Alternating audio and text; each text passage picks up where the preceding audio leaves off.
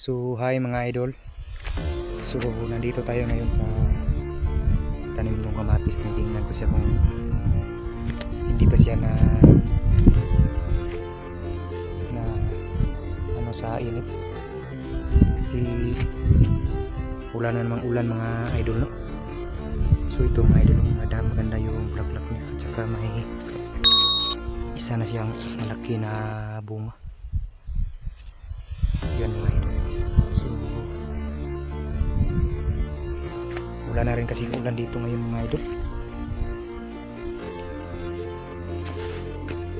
Pero matibay talaga tong kamatis kasi magsusurvive sila kahit walang ulan.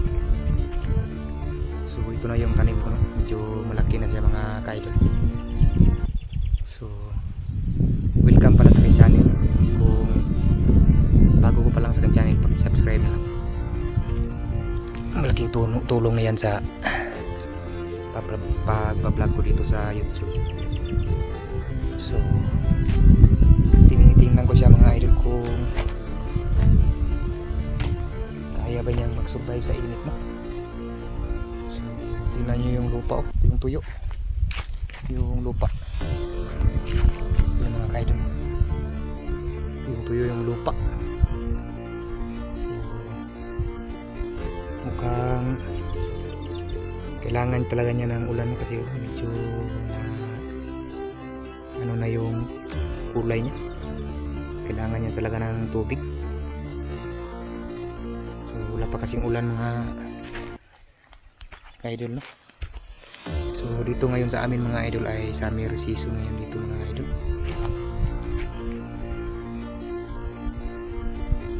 Walang ulan, kawawa yung tanim. So welcome ka pala sa aking channel mga idol. Nandito ko ngayon sa tanim ko na kamatis, no? So tinitingnan ko kung magsusurvive ba siya sa init, no? Wala na namang ulan mga idol. So medyo naman na kaya naman niyang mag-survive. Ito yung tanim ko.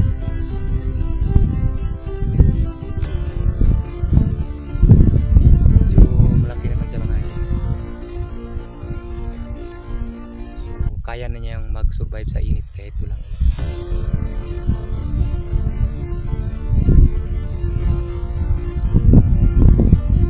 So kung bago ka pa lang sa channel, pag-subscribe na lang, i-like na rin natin.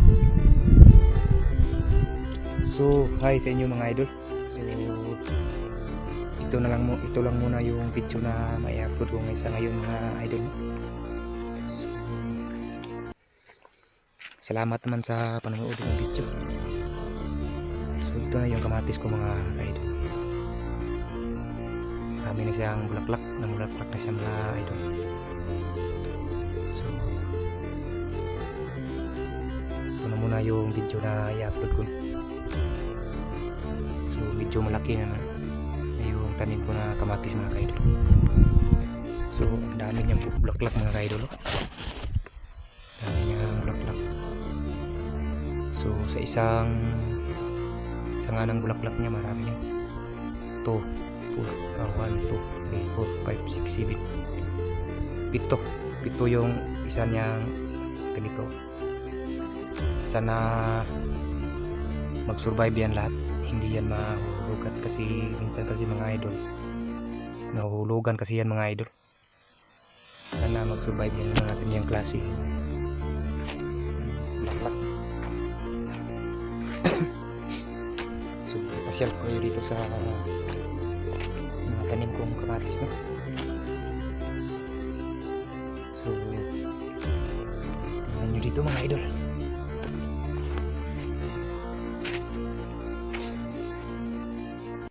So ito na muna yung video na i-upload ko ngayon mga idol, no? I-support naman aking channel. So natapos ko na kasi ilagay itong mga ganito, yung mga tali niya para hindi siya matumbal kasi malakas ang hangin dito ngayon mga idol. Malakas kasi may Bagyong Basyang yata yun. So yan na siya mga idol. So yung mga ganito mga idol, itong maliit na sanga niya, kunin talaga natin yan kasi yan ang kakain ng mga abono natin. So ang iiwan natin yung itong dalawa na to na sanga. Yan na siya mga idol. Yung sanga lang iiwan natin sa taas. Katulad nito mga idol, dalawang sanga niya. So maraming bulaklak ang dadalhin yan pag ganyan ang ititira mo. So mas maganda na talaga dito mga idol. Dito na dun sa taas, kasi doon sa taas na ano yun, sa init ng araw, yung lupa, yung tuyong lupa. So hi mga idol. So nandito tayo ngayon sa kanibong kamatis. Kasi ako kayo dito mga idol.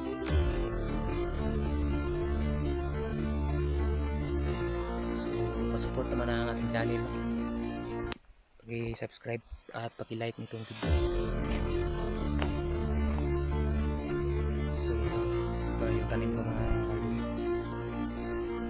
Malaki na siya mga idol. So kahit mainit dito ngayon mga idol, so nagsusurvive siya no, kahit mainit dito ngayon. So iba talaga ang kamatis, kaya niyang mag-survive ng walang ulan. Okay.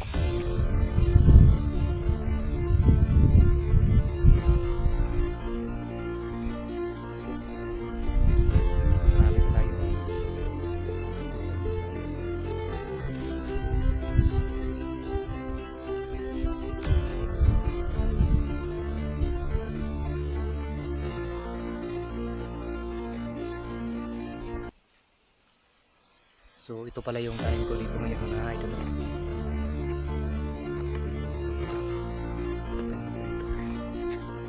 Kamatis. May nagsabi kasi nung isang video ko na ano ba yan idol, papaya. So sabi ko nung dito papaya idol, so kamatis to.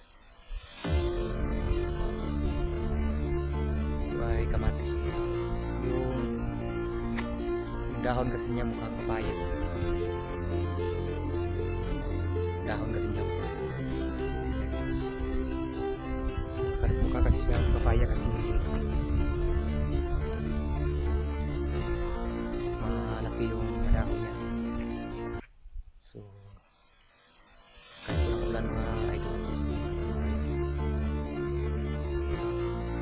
kaya niya mag-survive.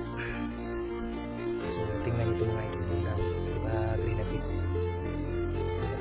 yung dahon. So yun siya,